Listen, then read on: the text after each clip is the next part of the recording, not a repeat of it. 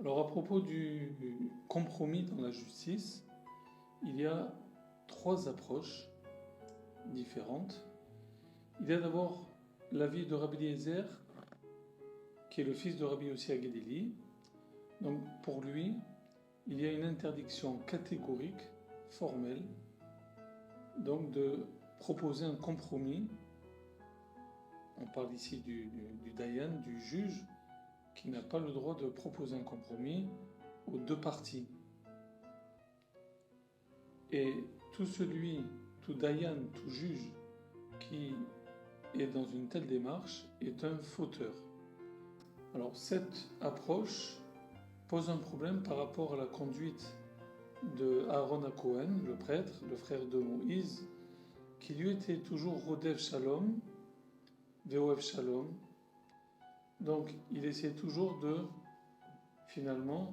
trouver un compromis. La réponse est que finalement Aaron faisait toujours ce genre de compromis avant que les deux parties n'arrivent devant le juge. Mais arrivé devant le juge, à ce moment-là, on applique le principe qui est écrit dans le livre de Devarim, le 5e livre de la Torah, qui nous dit qu'il y a Mishpat, l'Elohim Hu, car la justice, la loi, appartient à Dieu, elle est divine. Or, il n'y a pas plus haut, plus grand que ce qui est divin par rapport à l'humain qui est jugé.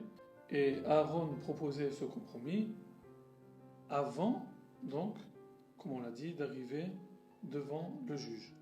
Deuxième avis, qui est à l'opposé, qui lui dit qu'il y a une mitzvah de proposer un compromis, et justement ce compromis constitue un processus du jugement lui-même. C'est-à-dire que le juge, avant de rendre son verdict et de donner la justice, eh bien, il doit automatiquement, c'est une mitzvah, une obligation pour lui, de passer par cette étape de compromis entre les deux parties.